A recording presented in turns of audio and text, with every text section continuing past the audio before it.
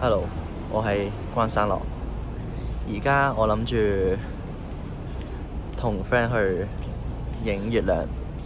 今日係中秋第二日。而家個天暫時冇乜雲，希望今晚影嘅月亮都可以比較清晰啦。我哋嚟到粉嶺站，而家準備去西九。我哋而家咧嚟到西九呢邊。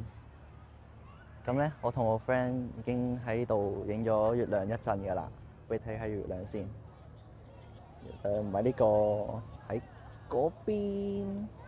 睇下我哋嘅 equipment 啦，腳架，跟住相機，仲有呢支 GM 鏡。而家我哋啱啱影咗少少月亮啊，而家都升得比較高，比較圓。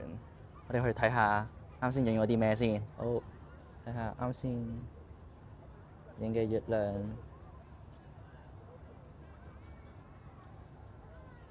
夠大，睇下先幾遠。